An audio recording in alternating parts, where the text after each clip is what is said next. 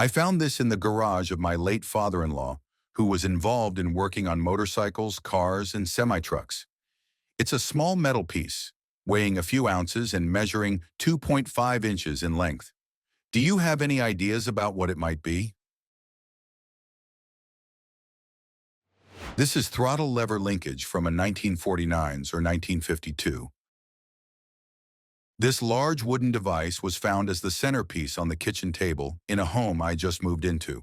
It is heavy, about 9 pounds, and the handle is about 13 inches long.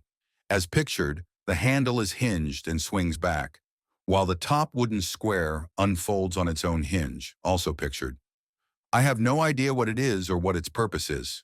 Do you? It's definitely a tortilla press. We bought a house about 6 months ago. It was built in 1825 and has a barn that is also quite old. I don't know if it was built at the same time. This is located in Massachusetts, USA. The barn is wood, as is the weird little room. It looks like it would be big enough for a couple of chickens, but it's about 25 feet up and has no way to access it. It seems like an odd place for an animal house and has no other doors or openings. It isn't visible from the outside of the barn, which is covered in shingles.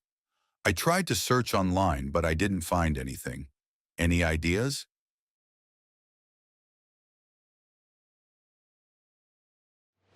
Probably just set up as a nesting area for barn owls. Barn owls are not destructive, and they eat rodents. I found a reverse swastika necklace tag among some of my great-uncle's belongings. He was born around 1920 in Chicago, and his parents were from Germany. I'm curious why it is reversed and rotated. Initially, I thought it was made of aluminum. But since I discovered it in a box of very old items, I doubt aluminum was commonly used at that time. It feels lightweight, but it could be steel. There are no markings on the back. Anyone know what this is?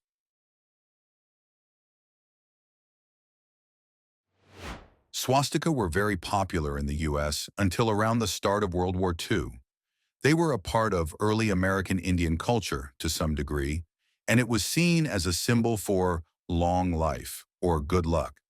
It's not uncommon to turn them up in multiple forms, usually made out of silver or nickel.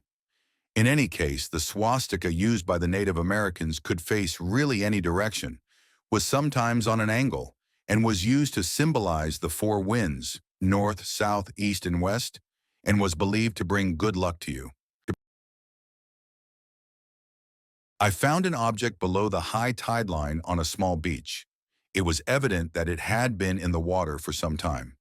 The item features a peculiar catch or lock mechanism on the side and contains some liquid that sloshes around when shaken, likely seawater. Initially, I suspected it might be a type of flare, but I've never encountered one like it before. It is red, approximately 30 millimeters in diameter and 110 millimeters long, with a single S on one end. Any ideas what this thing is? This is Shermali distress flare with a bit missing. The bit in pick will be the initiator that sets off the main flare. I found a peculiar cabinet, approximately 3.5 feet in height, at a second-hand furniture store. My initial assumption is that it may be related to shoes. However, my research on shoe-shining items did not yield any similar designs. Any idea what this is made for? This piece of furniture is what's known as the secretary. Usually it's about 6 feet tall. However, the base may be missing, or this piece may end up putting on a table. The fold-out door is used as a desk, and all the slots are used for mail or other pieces of paper. There are 100 different designs, but they all have one thing in common, and that is the fold-down desk. As a child, I found this object and have been uncertain about its purpose ever since. It appears to be slightly heavier than it seems. One side is marked with US 4-inch and features an L within a diamond shape, while the opposite side displays a mark that is difficult to decipher. The object is triangular, measuring 4 inches from the base to the tip, and has 3 holes. Additionally, the text on the back appears to start with MIW. Anyone know what this is? This is an earth anchor, sometimes called an arrowhead anchor. The part that sticks up opposite the point fits into a shaft and it gets driven into the ground. There's usually a steel cable that gets routed through the holes. I found an item at an antique store that features two sides with distinct characters. The vendor seemed unaware of its significance as well. The piece is only a few inches in length, made of metal, and has a suitable weight for its size.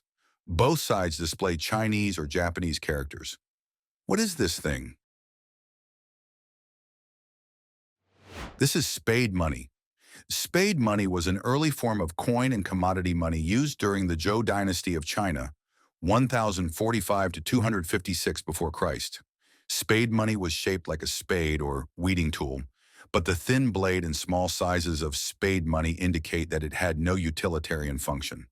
The earlier versions of spade coins tended to have a fragile, hollow socket, reminiscent of a metal shovel. Later versions of spade money had this socket transformed into a thin, flat piece. And over time, inscriptions were added to the spade coins to mark their denominations. Several versions of spade money circulated across the Chinese Central Plains during the Zhou dynasty period until they were abolished by the Qin dynasty in 221 before Christ in favor of the Banliang cash coins. I found an item in a box containing old kitchen supplies which we believe dates back to the 1990s. The item is relatively heavy, and the larger piece features the text HMO in the corner. It can be easily squeezed, similar to a hand weight. Additionally, there were several smaller pieces included in the box that appear to resemble one another, leading us to wonder if they are part of a set. Any ideas?